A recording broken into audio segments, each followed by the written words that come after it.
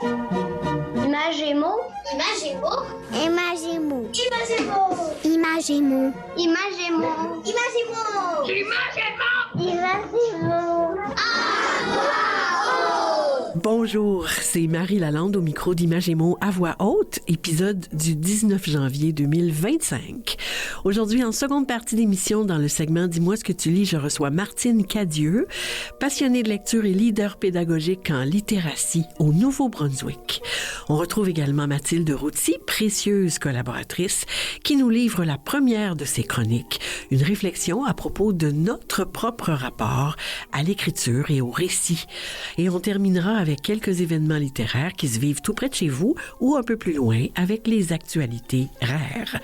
Mais d'abord, en première partie, dans les coulisses du livre, je reçois un duo d'auteurs, des complices d'expérience, l'auteure et illustratrice Marie-Louise Gay et l'éditrice, auteure et traductrice Carole Tremblay. C'est l'auteur et BDiste Guillaume Demers qui assure la chronique Tribune littéraire de grandes personnes. Il nous parle de 2 ouvrages pour adolescents de Jacques Lazur. Encore une fois, vraiment tout plein de livres et de choses à découvrir sur la littérature jeunesse. Dans les coulisses du livre. Dans les coulisses du livre, c'est le moment de l'émission où on rencontre des gens qui font les livres jeunesse. Je reçois maintenant avec grand plaisir 2 créatrices du monde littéraire québécois, l'illustratrice et auteure Marie-Louise Gay et l'éditrice, auteure et traductrice Carole Tremblay. Bonjour à vous deux. Bienvenue à Imagemo à voix haute. Bonjour. Bonjour. Et c'est un plaisir. Je vous présente rapidement aux auditeurs et rapidement. Je vais essayer de faire ça rapidement. Aux auditeurs et aux auditrices en débutant, si vous voulez bien. Marie-Louise Gay, vous êtes née à Québec. Vous avez voyagé beaucoup pendant votre enfance. Votre famille a déménagé au moins 10 fois dans différentes provinces du Canada avant que vous ayez atteint l'âge de 12 ans. Ça, c'est un record. Le dessin n'a pas été votre premier moyen d'expression puisque vous racontez dans votre bio sur votre site que vous avez échoué à votre cours d'art en 3e année. Ça me scie les genoux qu'on puisse échouer à un cours d'art en 3e année. À l'âge de 9 ans, vous avez... Je faisais pas les travaux. Non, c'est ça. Elle devait tricher. J'étais juste à Nantes. À l'âge de 9 ans, vous avez plutôt joué au théâtre et dans des séries télévisées, mais votre carrière s'est interrompue suite à un autre déménagement. Adolescente, vous vous ennuyiez à l'école, mais vous aimiez lire. Et c'est là que vous vous êtes mise à dessiner des personnages bizarres et loufoques dans vos cahiers. Vous avez étudié le graphisme à l'Institut des arts graphiques de Montréal, puis l'animation à l'École du Musée des Beaux-Arts et ensuite à l'Academy of Art College de San Francisco. Vous avez été illustratrice éditoriale, directrice artistique et directrice de production en édition. Vous avez créé des illustrations pour des affiches, des manuels scolaires, des vêtements. Vous avez enseigné à l'Université de Montréal. Vous avez créé des décors pour un film d'animation à l'ONF, écrit 3 pièces de théâtre pour enfants, en plus d'en concevoir les marionnettes, les costumes, les décors. Et vous avez aussi écrit et illustré, ou on peut dire plus de 60 livres pour enfants. Et vos personnages sont connus et facilement reconnaissables, surtout les enfants, leurs traits arrondis, qu'on pense à Stella, à Sacha, son frère, à Lily et à Mustapha. Vous dites que vous êtes un jour tombée amoureuse du livre pour enfants et que ça a été pour vous un coup de foudre. Qu'est-ce qui a provoqué ce coup de foudre et qu'est-ce que ça a été votre premier livre? Alors, comme je faisais justement de l'illustration éditoriale, des petites bandes dessinées, c'est mes premiers jobs, là, c'était vraiment ça. J'adorais illustrer, mais on m'a approché et justement, peut-être qu'on en parlera plus tard, Bertrand Gauthier des éditions du Tamanoir m'a approché et m'a demandé d'illustrer un de ses textes pour enfants et j'avais jamais pensé à ça, de faire ça. Ah, et oui. pourtant, moi qui ai lu des millions de livres pour enfants, non, je pensais pas à ça. Et donc, je reçois ce texte et je me mets à l'illustrer, c'est-à-dire à créer un paysage, des personnages que lui ne décrivait pas nécessairement dans le livre. Alors moi, je devais les créer de toutes pièces et de suivre cette histoire de page en page. Et j'ai trouvé ça tellement extraordinaire de pouvoir visualiser tout un Comme monde. donner vie, hein? Oui, Ouais. et voilà, à des mots, et donc ajouter et enrichir peut-être un Ouais, texte ouais. pour enfants. Et qu'est-ce que c'était, ce texte de Bertrand? Alors, Gauthier? c'était Où il va. Le premier, c'était Où il va. Mhm. Il a fait 3 livres, Où Ouais. il va, d'où il vient, Ouais. et vers lui. Quel jeu de mots, ouais. C'est ça. Et suite à ces livres illustrés, je me suis dit, ben, pourquoi pas moi? Oui. Je peux essayer Ouais. d'écrire un livre moi-même. Et le premier livre que j'ai écrit, c'était finalement pour me sortir un peu de la difficulté d'écrire une histoire. Je n'avais jamais fait ça. Mhm. J'ai écrit et illustré un chiffrier. OK. Donc, qui s'appelait De 0 à minuit. Livre maintenant épuisé depuis très longtemps.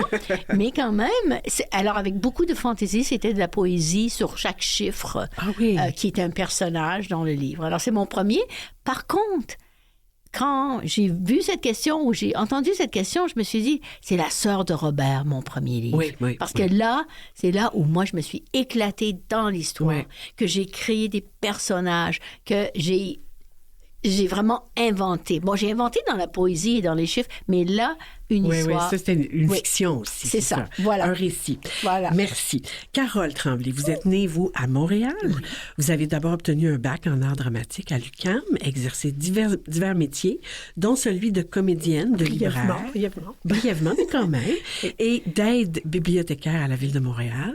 Vous êtes ensuite consacrée au travail d'écriture, aux romans et aux albums jeunesse. C'est par votre travail en bibliothèque municipale que vous avez commencé à vous intéresser à la littérature jeunesse. Qu'on m'avait confié la section. Jeunesse. Oui, c'est ça. Ah oui, c'est la plus belle section, on peut le dire. Vous avez aussi écrit des comédies de situation pour les théâtres d'été au Québec. Vous avez mis votre plume au service d'émissions de télé pour enfants et vous avez collaboré au Devoir à titre de critique littéraire jeunesse. Parmi la 60aine de livres que vous avez écrits et publiés, plusieurs ont fait partie à de nombreuses reprises du palmarès Communication jeunesse des livres préférés des jeunes. Je m'en ennuie d'ailleurs de ce palmarès. Oui, hein?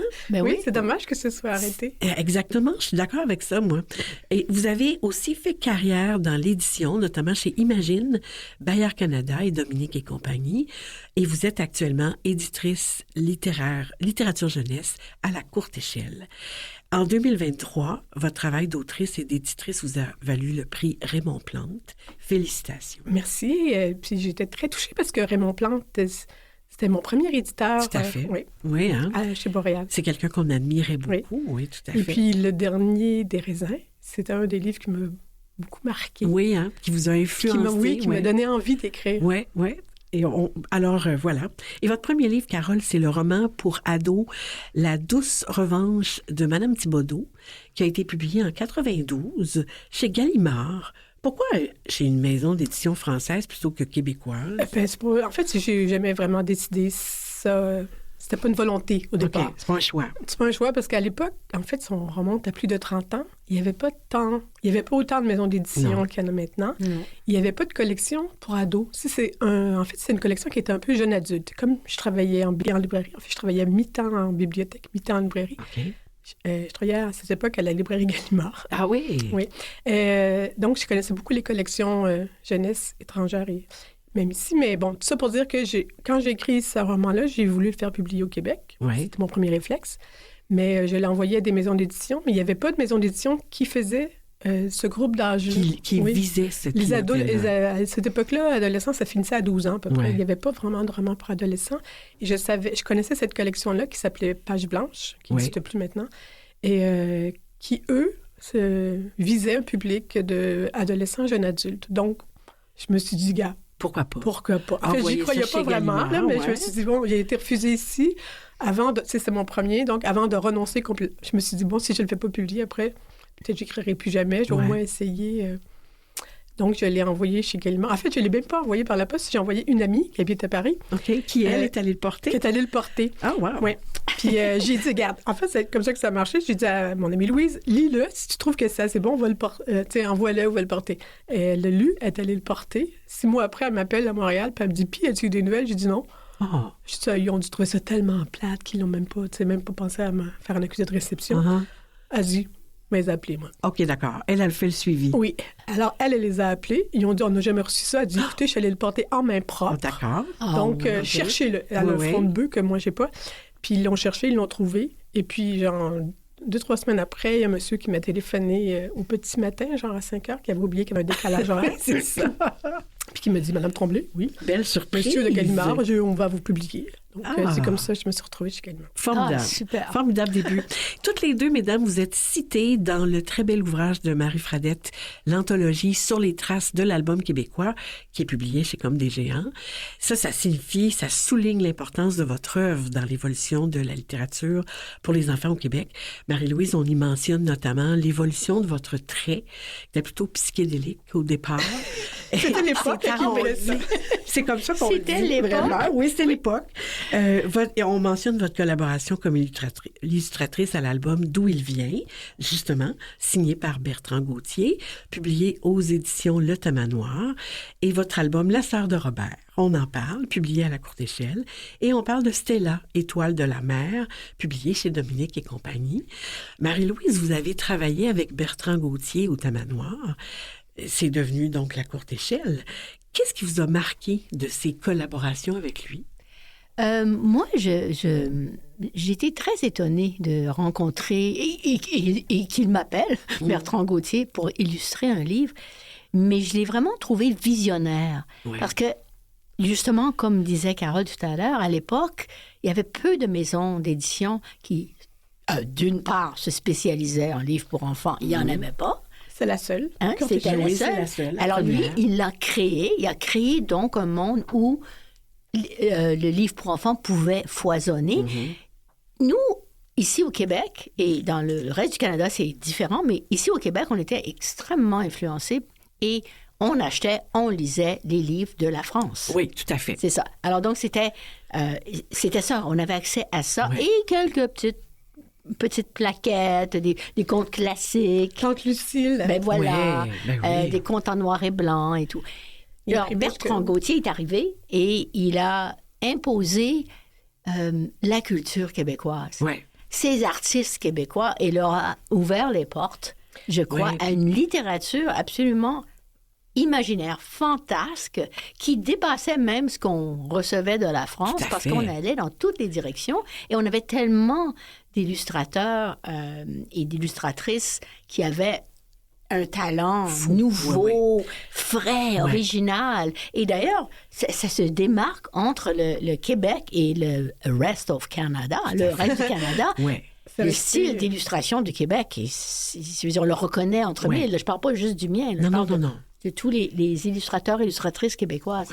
Alors, donc, c'était vraiment, il y avait une vision et il a poussé cette vision. Il a ouvert des portes. Ouvert toutes sortes de portes et il a donné le pouvoir, je dirais, en quelque sorte, à tous ceux et toutes celles qui travaillaient à la maison d'édition d'aller plus loin. On le salue. Mais oui, mais c'est ça, c'était vraiment un visionnaire parce que il n'y avait pas, en fait, d'illustrateurs jeunesse québécois. Non. Il n'y avait pas de tradition d'illustration jeunesse. Et lui, il fallait qu'il identifie des illustrateurs qui faisaient un autre métier comme toi, comme Roger Paris qui travaillait à Radio-Canada, qui se disent peut-être que lui ou elle pourrait faire de l'illustration jeunesse. Et c'était pareil pour les auteurs. Il n'existait pas une grosse tradition. Il y avait quelques auteurs qui écrivaient, mais pour les jeunes, mais très peu. Il fallait qu'il identifie encore là des gens qui seraient potentiellement capables d'écrire pour les jeunes, puis qui fassent ces démarches-là pour aller les chercher. Donc, il leur a donné une place. Puis il a créé une tradition. Il a créé une tradition de... Tout à fait. Et c'est ça. Et la preuve, c'est que le Tamanoir est devenu la Courte Échelle. Et madame ici, en fait, éditrice à la Courte Échelle. Et moi, j'ai travaillé et pour le Tamanoir et pour la Courte Échelle. Alors, c'est comme... Alors, donnons la place à madame ici de la Courte Échelle. Carole, vous êtes mentionnée dans cette anthologie, entre autres pour Roméo, l'horreur romantique, illustré par Dominique Jolin, publié chez Dominique et compagnie. Ça, c'est un livre qui revisite, moi, c'est vraiment un coup de cœur pour moi, qui revisite un conte classique bien connu et l'univers de Shakespeare avec humour. C'est pas un conte classique, c'est une pièce de théâtre. C'est une pièce de théâtre, tout à fait. Ben oui, les jeux de mots, Roméo et Juliette, ces personnages de rats attachants. Carole, en plus d'être auteur, vous vous êtes maintenant, on l'a dit, éditrice à la courte échelle. Qu'est-ce que ça vous fait, à vous, d'être citée dans cette anthologie sur la pop québécoise? C'est sûr que c'est très flatteur. Je suis contente, j'étais vraiment très contente d'en faire partie. Mais en même temps, comme j'étais là depuis... je sais pas que je m'attendais à y être tant que ça, là, mais je dirais, j'étais quand même... Je fais partie, ça fait 30 ans que je suis là. J'ai fait partie, j'étais dans les 3 premiers, j'ai publié dans les 3 premiers albums chez 400 coups, quand ils ont démarré 400 coups. Roméo, Laura Romantique fait partie des premiers livres qui ont été publiés dans la collection Dominique et compagnie. Oui, tout à fait. Chez Aux 400 coups confisqués. C'était non Cruellina. Oui, tout à fait.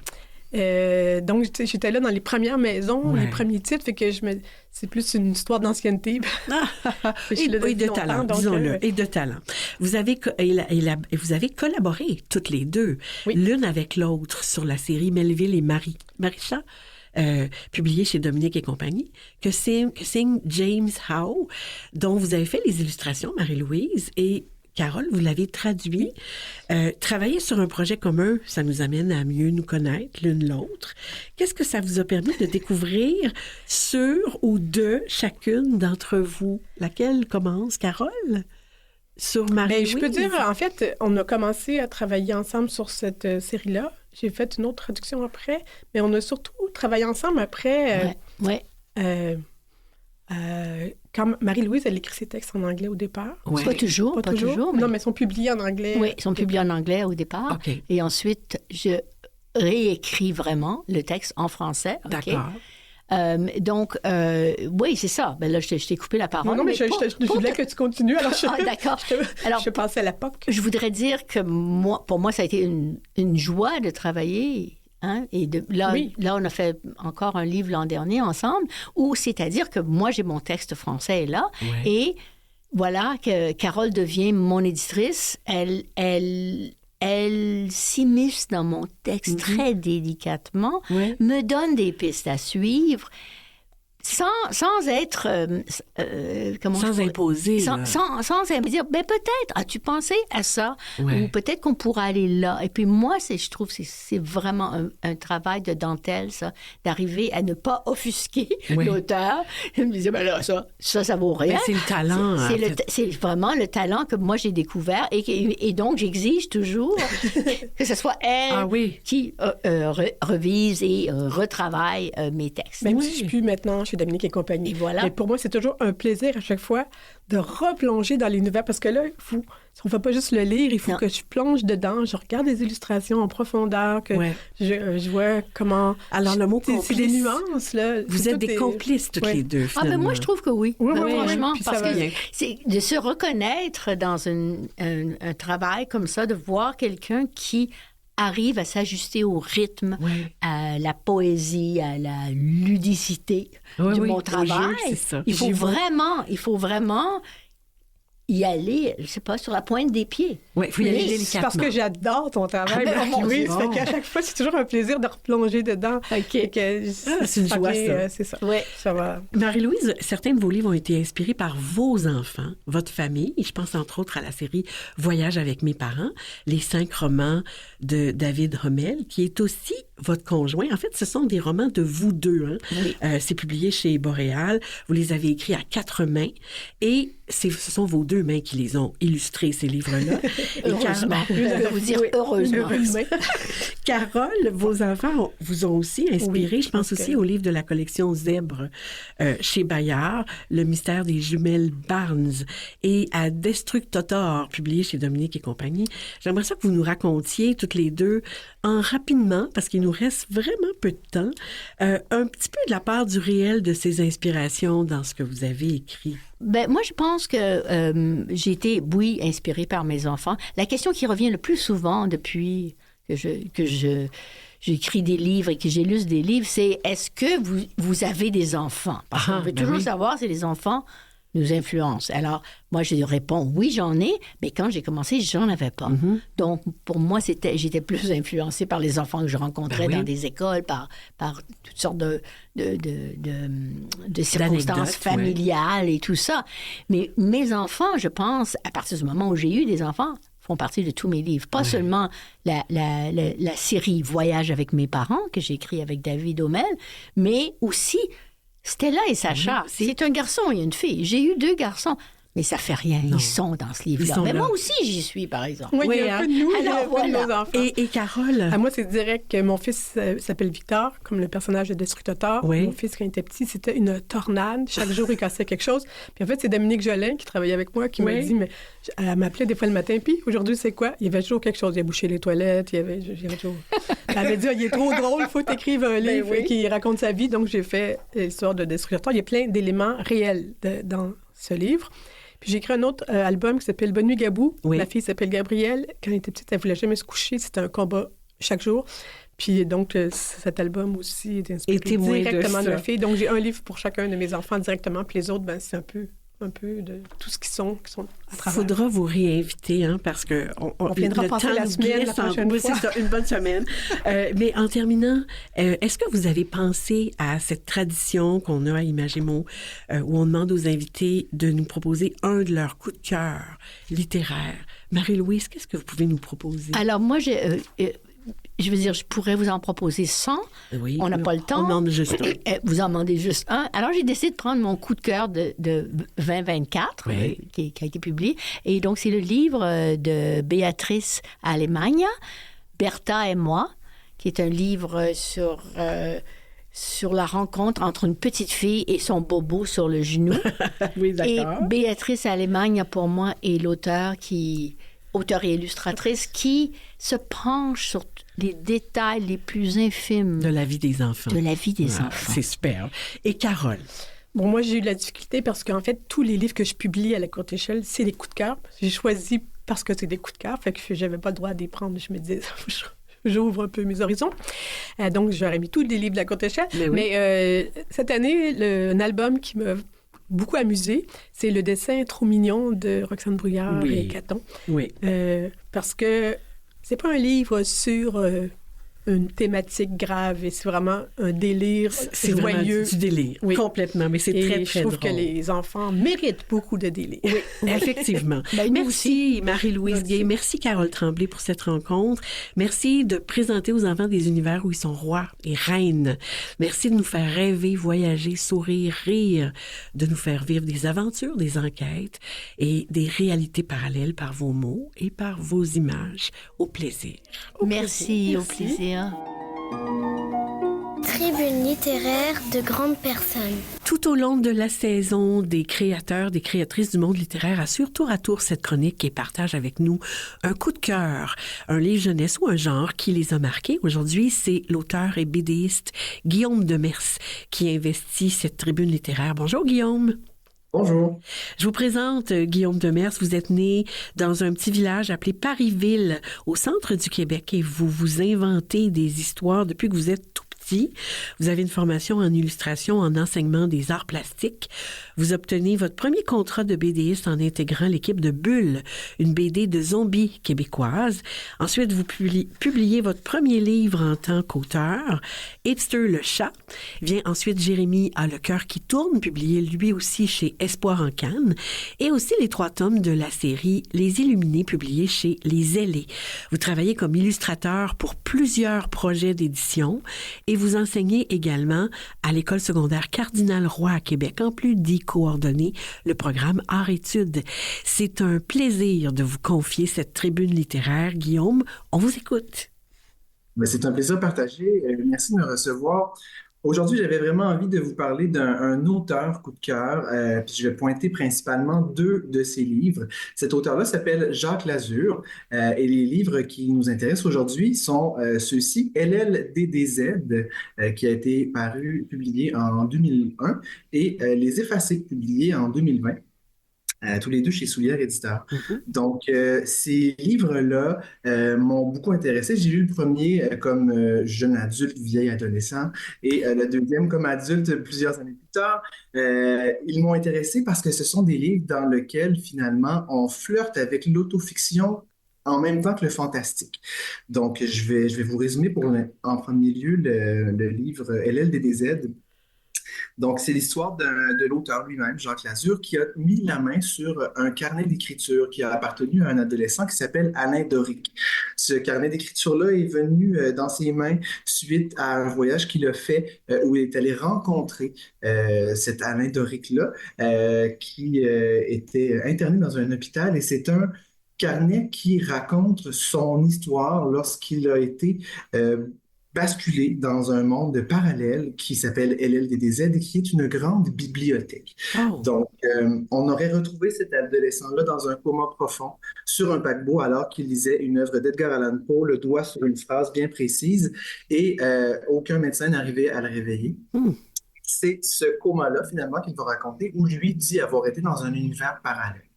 Donc, ce qui est super satisfaisant pour un lecteur qui aime le monde des auteurs, des bibliothèques, de la lecture, c'est que lorsque Alain Doric se retrouve prisonnier de ce monde parallèle-là, il est en fait dans l'univers des auteurs. Donc, chacune des salles qu'il va explorer dans cette grande bibliothèque-là est une salle qui reflète l'univers d'un auteur. Donc, je pense que ça va être un auteur qui l'a connu, qui l'a lu, qui concerne le fantastique. Et on va donc se promener à travers plusieurs univers fantastiques. Donc, quand on est un amoureux du genre, c'est très, très satisfaisant à lire. Et au milieu du livre, ce qui va se passer, c'est que on apprend que, dans le fond, Alain Doric voulait sortir de cet univers-là parce que s'il n'arrivait pas à sortir à temps, il pouvait en mourir de notre côté, dans notre monde à nous. Okay. Et lorsqu'il aurait sorti, en fait, il aurait pris une mauvaise sortie, il serait réapparu dans le corps d'une fille qui, elle, était aussi prisonnière en même temps que lui à LLDDZ. Donc, c'est cette jeune fille que Jacques Lazure, l'auteur, est allé voir à l'hôpital pour recevoir l'histoire d'Alain Doric. Et dans la deuxième partie du livre, donc, c'est l'auteur qui prend l'action en main et qui, lui, va tenter d'aller à la rescousse de ces gens-là vers LLDDZ. Donc, c'est un livre méta, si on peut dire, qui nous plonge dans une certaine mise en abîme, mais qui est vraiment intéressant parce que d'un côté, c'est une sorte d'autofiction, mais en même temps, on sait très bien qu'on est dans un univers fantastique. Il me reste quelques secondes pour vous parler de sa suite que j'ai eu beaucoup de plaisir à découvrir l'automne dernier. Donc, Les Effacés. Cette fois-ci, c'est l'auteur qui attend dans une bibliothèque et qui va se faire apostropher par des anciens auteurs qui sont de plus en plus oubliés parce qu'ils ne sont plus lus de nos jours et qui lui donnent la mission finalement d'être remis sur la map. Donc, c'est une autre façon finalement de ramener le monde des auteurs chez nous et on est toujours dans un univers fantastique. Donc, ces deux livres ont été un énorme coup de cœur pour moi. Donc, des livres qui vont plaire aux adolescents, aux jeunes adultes, dans les deux cas. Merci, on va trouver les liens sur notre site. Merci Guillaume Demers d'avoir accepté notre invitation. On aura, je l'espère, encore d'autres occasions de vous lire au grand, grand plaisir. Restez avec nous. En deuxième partie d'émission, on rencontre Martine Cadieux, une passionnée de lecture, leader pédagogique du Nouveau-Brunswick, également youtubeuse de la boîte de Madame Martine. Mathilde Routy nous livre sa chronique et nous fait réfléchir à propos de notre rapport à la lecture et au récit. Et il y aura des actualités littéraires. À tout de suite. Bienvenue à cette seconde partie d'Images et mots à voix haute.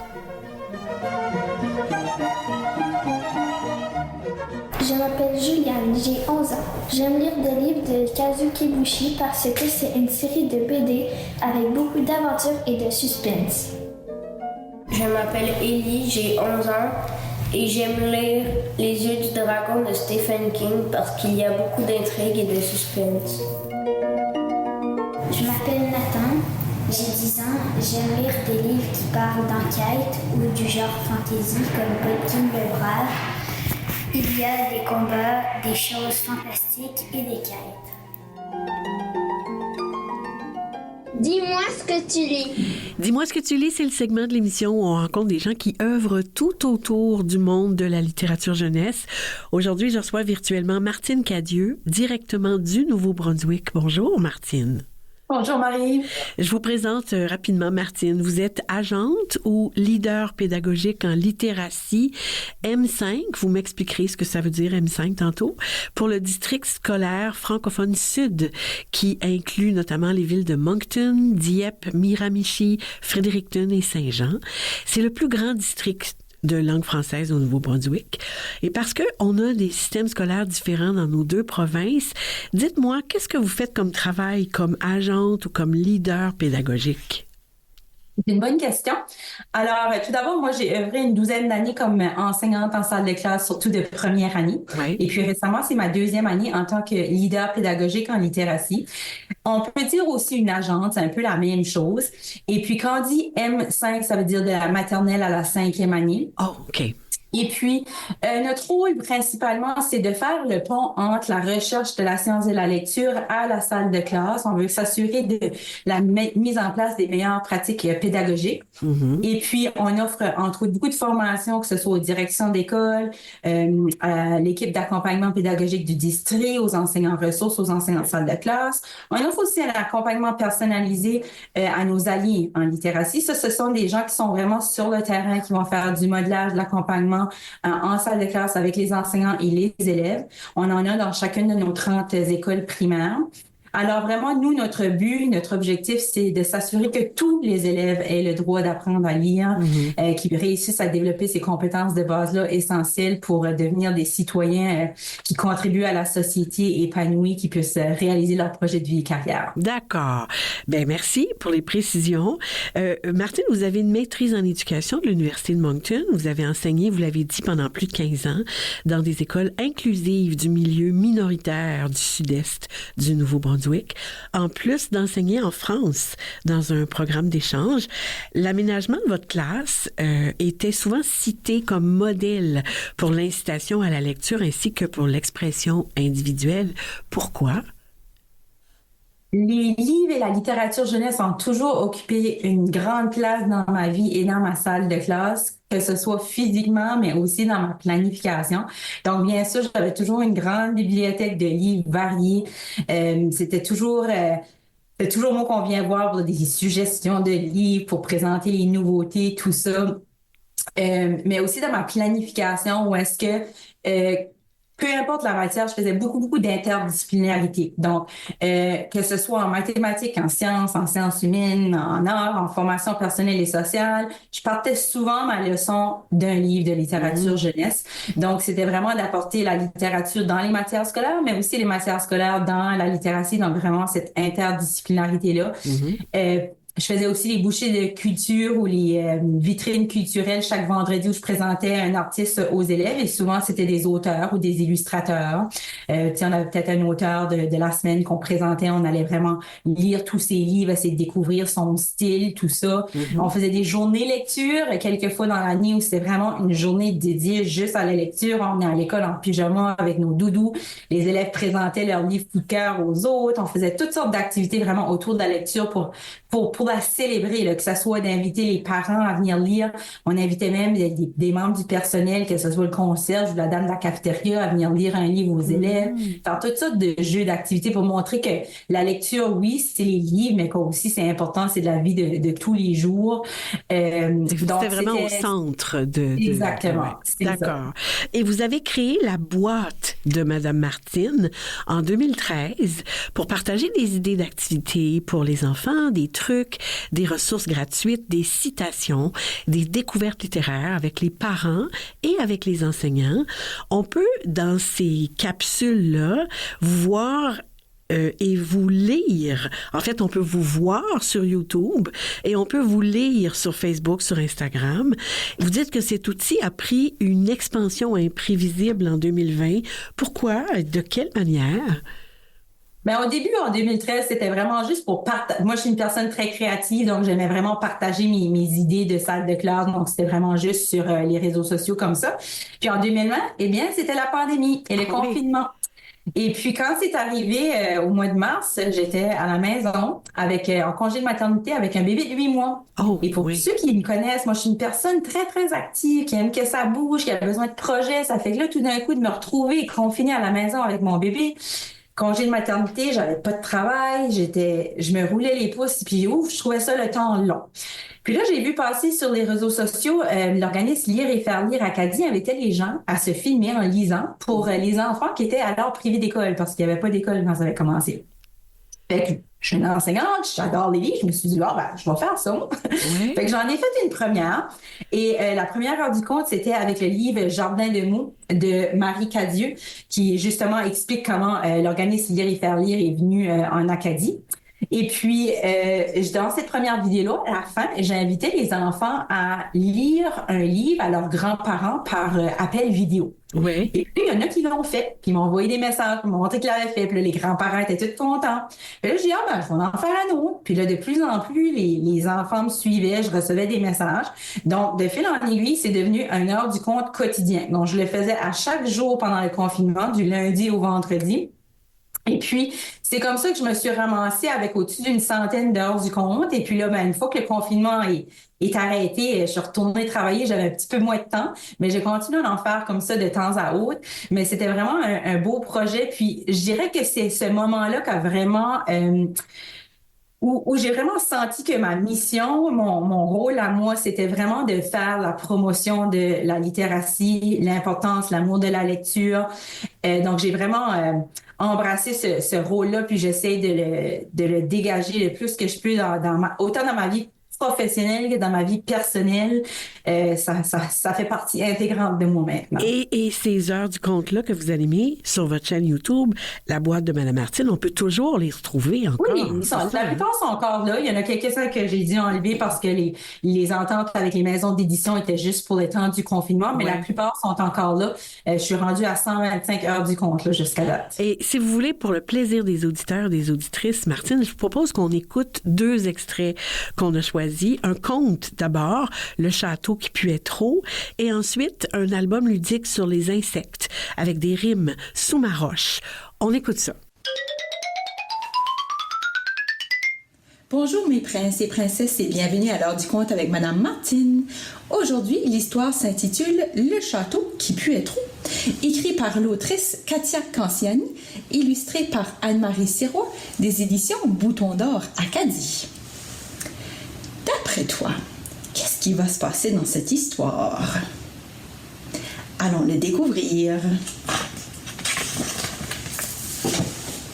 Il était une fois une princesse qui ne se lavait jamais. Ses parents découragés se désespéraient. Pourquoi leur fille se laissait-elle ainsi aller? Magiciens, docteurs et bonnes fées, ils les avaient tous consultés. Mais malheur des malheurs, aucun d'eux ne savait comment la traiter. À l'autre bout du royaume habitait un prince charmant, mais têtu qui ne se lavait jamais lui non plus. Bonjour mes petits cœurs et bienvenue à l'heure du conte avec Madame Martine. Aujourd'hui, j'ai choisi pour toi le livre intitulé « Sous ma roche » de l'autrice Chantal Duguay-Mallet. Des illustrations sont de Danica Bryan des éditions Bouton d'Or Acadie. Qu'est-ce que tu vois sur la page couverture du livre? Le petit garçon qui tire la langue. Tire-moi ta langue. Et qu'est-ce qu'il y a sous la roche? On va aller lire le livre pour le découvrir. Dans ce livre ici, tu vas sûrement apprendre des nouveaux noms d'insectes et on va travailler les rimes. Est-ce que tu sais c'est quoi, les rimes? C'est lorsque 2 mots terminent par le même son. Par exemple, cochon et bouton. Écoute bien. Cochon, on, bouton, on. Ça termine par le même son, le son on. Allons-y. C'est vraiment délicieux, ces heures du conte que vous proposez, Martine. Et puisque c'est disponible sur votre chaîne YouTube, qu'on peut aussi donc les visionner, moi, je mentionne que vous accordez une attention toute particulière à chacun des livres que vous présentez. Vous étiez à l'extérieur pour Sous ma roche, avec un décor champêtre de nature derrière vous. Vous portiez un costume de princesse et un maquillage qui vous faisait un visage tout sale pour la princesse, le château qui puait trop. Et dans tous les cas, vous adaptez vos interventions au contenu du livre, vous questionnez les petits lecteurs, vous proposez des activités complémentaires. Est-ce que c'est le cas pour chacune des heures du conte que vous proposez? Oui, les livres n'ont pas été choisis au hasard. Quand j'ai commencé, je choisissais les livres que j'avais chez nous et que j'avais eu la permission des maisons d'édition.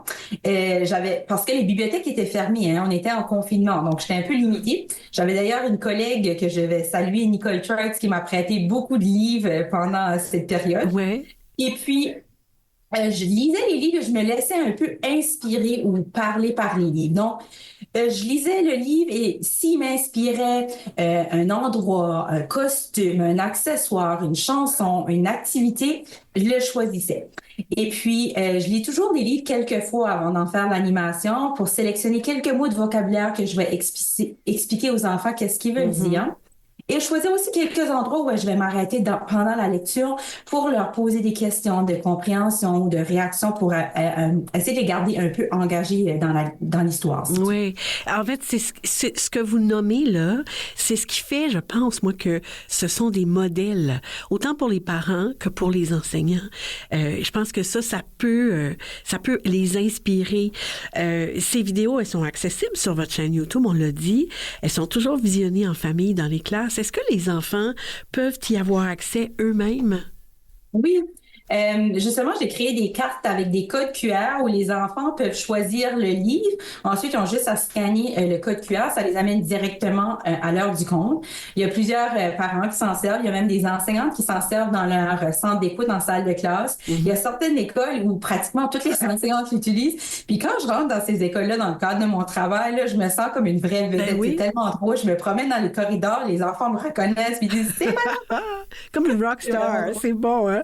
Oui. Les deux extraits qu'on a choisi d'écouter aujourd'hui proposent des livres qui sont publiés par la maison d'édition qui est bien de chez vous, Bouton d'or, Acadie. Qu'est-ce qu'elle a de particulier, cette maison d'édition?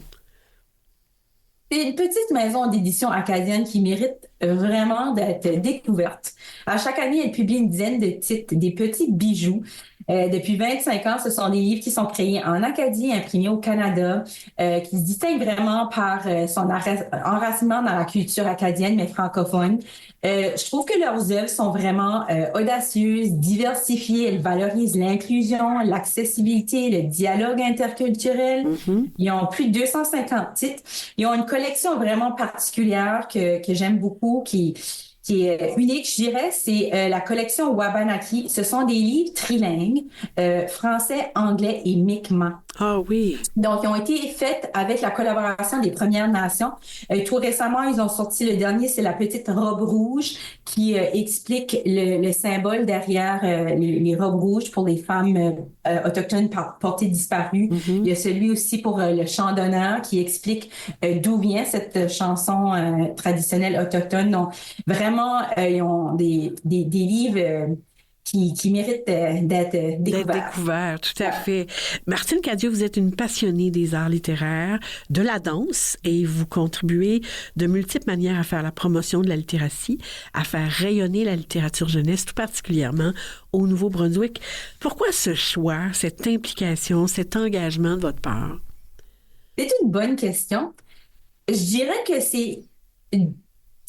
Je suis tombée dedans quand je suis née, comme on dirait. Dans la marmite, oui. Oui, dans la marmite. Moi, je viens d'une famille qui a toujours valorisé énormément l'éducation, la littératie, les arts et la culture. J'ai beaucoup d'artistes dans ma famille. Donc, c'est quelque chose qui était très, très présent dans ma famille proche, mais ma famille élargie aussi.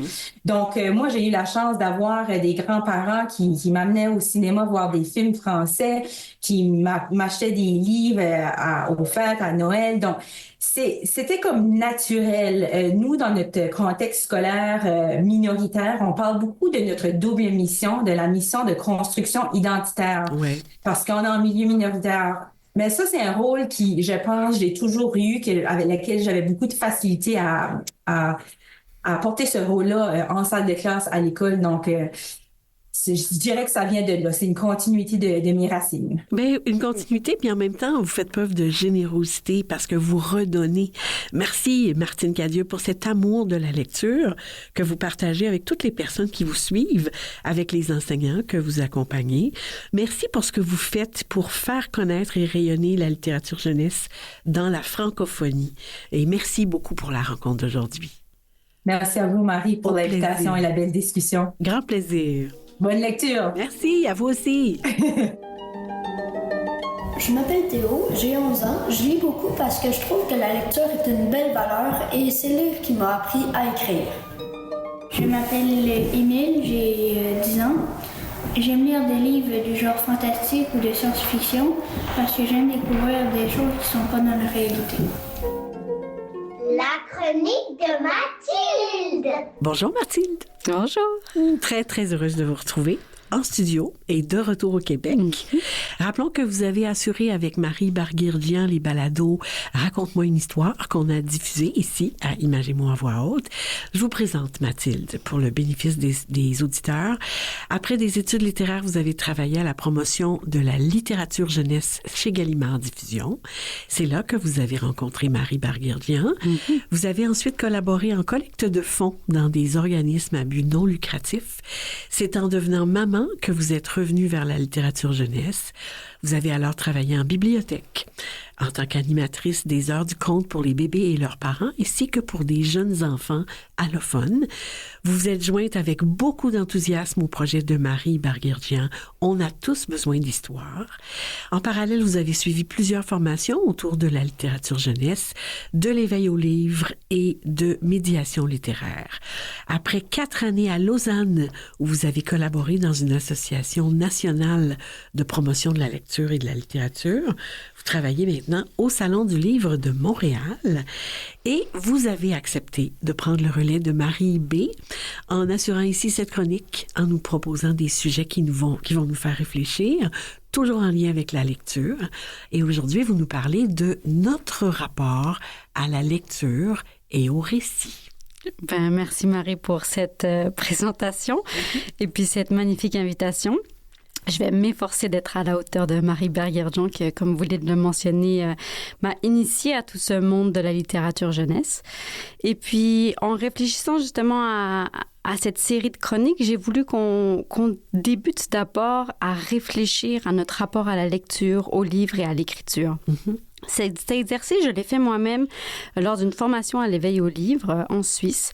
Et la formatrice Nathalie Atlan demandait à chaque participante, à ce moment-là, c'était essentiellement des éducatrices du préscolaire, sauf moi, de se questionner sur notre rapport. Donc, c'était vraiment un moment pour nous de nous raconter, parler de notre contexte familial, s'il y avait dans nos maisonnées la présence du récit et voilà, parce que la réalité, c'est que l'entrée dans le monde des histoires se fait d'abord à la maison. Et je crois que cette réflexion autour de notre rapport à l'écrit est essentielle pour tous les médiateurs et médiatrices du livre, mais aussi pour les éducatrices, pour les enseignantes et même pour les parents. Ben oui. Parce que si on veut promouvoir la lecture et encore plus la lecture plaisir, on se doit d'abord de connaître notre propre rapport à la lecture et ensuite de se questionner au rapport que la personne a devant nous. Alors Marie, je vais me permettre de vous poser une question un peu personnelle. Quel est votre rapport à la lecture? Comment c'est fait? Est-ce qu'il y avait du récit en grandissant chez vous? Comment s'est passé l'apprentissage de la lecture? Ah, c'est une bonne question. Ça m'a fait beaucoup réfléchir de retourner là-dedans. Moi, ma mère était enseignante avant d'avoir les enfants. Puis moi, j'étais la plus vieille chez nous. Alors, les livres prenaient beaucoup de place, effectivement. Mais c'est drôle parce que le premier souvenir que j'ai de lecture, c'est pas un souvenir de lecture. C'est un souvenir d'écoute. On avait des disques à la maison. Et certains de ces disques étaient des histoires sur des compositeurs célèbres. Et je me souviens... J'avais un tourne-disque qui était au sous-sol. J'écoutais La vie de Mozart. Ah oui. Et je me souviens d'être montée dans la cuisine en courant et en pleurant, en disant à maman, Mozart est mort. C'était la fin du monde pour moi. Puis ça m'a ramené aussi en 3e année. J'ai apporté le livre. J'ai gagné un livre qui s'appelle Le songe d'une nuit d'été. Et je l'ai gagné. C'est la professeure qui me l'avait donné. C'est signé à moi. C'est écrit travail excellent, bonne humeur, conduite exemplaire. Et c'est mademoiselle Lise Larouche qui m'a donné ça en 1965. Je l'ai toujours gardé. Moi, j'ai appris facilement. J'ai eu cette chance-là. Et donc, et j'ai aussi la chance d'avoir des enfants qui ont appris facilement. Alors, c'est un contexte un peu particulier. Mais justement, je rebondis sur ce que vous disiez sur le livre audio. Justement, ma question initiale, c'était la notion du récit et pas s'il y avait des livres. Parce que justement, il peut y avoir cet accès au livre, à l'écrit à travers les livres, mais aussi à travers les contes audio, les contes, les légendes et des histoires familiales. Oui. Oui. Et vous, Mathilde, comment vous définiriez votre rapport à la lecture? Moi, il a été un peu plus complexe et sinueux, je dirais. D'abord, j'ai baigné dans les livres. Ma mère, à l'époque, était libraire, donc il y avait des livres partout. Elle lisait constamment. Mais quand est venu le moment pour moi d'apprendre à lire, ça a été laborieux. Je pourrais même dire un peu douloureux. Ah oui? La dyslexie a freiné un petit peu abruptement mon enthousiasme que j'avais pour cet objet livre. Mais après, je me rappelle souvent devoir faire un effort surhumain pour décoder un mot et puis je passais des longs moments à décoder chacun des mots et quand finalement je réussissais à terminer de lire une phrase, j'avais rien compris. Non, c'est ça, il n'y avait pas de mémoire de ce qu'il y avait avant. Non. Donc ça a pris évidemment pas mal de temps, de l'effort, du travail avec des professionnels, des programmes spéciaux à l'école pour trouver une fluidité dans la lecture, mais aussi de retrouver un plaisir de lire. Mais on oublie de considérer ça quand on a appris facilement. C'est très précieux, ça, se mettre dans la posture de l'autre, observer, écouter, chercher à savoir quel est ce rapport. Oui, et j'invite vraiment tous les auditeurs à d'abord se questionner sur leur rapport à l'écrit, mais aussi lors d'une prochaine intervention que si vous êtes dans le milieu de l'éducation ou travaillez avec des familles, quand on essaie de promouvoir le livre ou même l'école généralement, de se questionner la personne qu'il y a devant nous, quelle a été sa relation à l'école, quelle est sa relation au livre. Et souvent, des fois, c'est tellement lourd et tellement complexe qu'on a du mal à pénétrer ou justement à dire l'importance du livre parce que ça a été tellement douloureux pour ces personnes-là. Oui. C'est essentiel. D'abord, moi, je voudrais vous remercier parce que ça prend du courage, de la confiance pour se confier. Et vous avez partagé ça avec nous. C'est très, très, très précieux. Alors, on a très, très hâte de vous retrouver dans un mois, le mois prochain. Avec grand plaisir. À bientôt. Merci, Mathilde. Je m'appelle Danick, j'ai 10 ans. J'aime lire parce que j'aime l'action et j'aime apprendre des choses sur l'informatique et les informations sur l'auteur et l'autrice.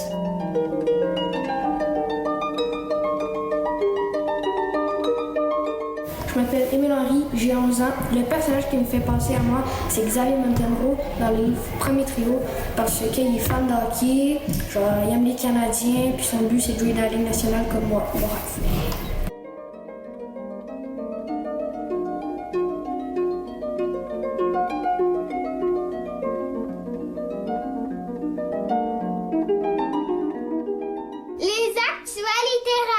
D'autres idées de lecture ou de sorties littéraires sur le site de l'émission. On vous met tous les liens vers les événements et les activités mentionnées. Dimanche prochain, le 26 janvier, à Marie raconte, je lis Petit bonheur de Yo Zhang des éditions L'École des loisirs. Chaque année, la veille du Nouvel An chinois, la Fée de la Lune donne à tous les petits bonheurs le pouvoir magique de porter chance. Ensuite, tout brillant de douceur, ils s'envolent vers la terre pour y dispenser leurs bienfaits.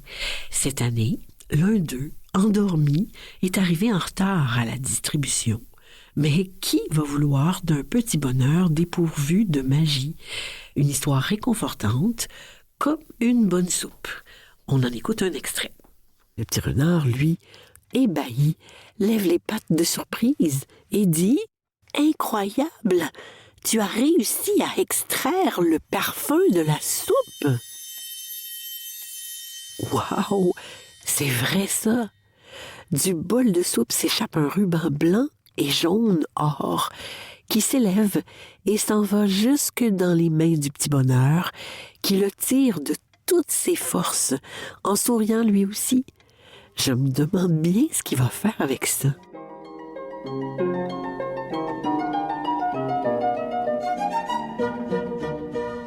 samedi 25 janvier, de 10h30 à 11h30, il y aura un atelier de stimulation du langage pour les enfants de 1 à 4 ans à la bibliothèque du Plateau Mont-Royal au 465 Mont-Royal-Est.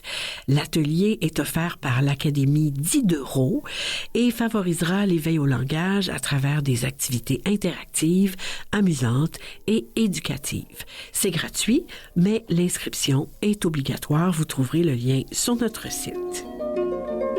Toujours samedi 25 janvier, de 14h à 16h, c'est un atelier d'éveil à la lecture qui s'appelle « Quand le livre rencontre les tout-petits » et qui sera offert par les professionnels de la Maison Buissonnière à la bibliothèque Mordecai-Richler au 5434 Avenue du Parc. Parce qu'un livre peut s'ouvrir dès la naissance, bien avant le langage, des professionnels de la petite enfance proposent ici donc un temps d'accueil parents-enfants autour de livres adaptés aux jeunes enfants de 4 ans et moins. C'est gratuit, encore une fois, et ici, l'entrée est libre. Sur le site de l'émission, vous trouverez le numéro de téléphone et le lien pour l'inscription.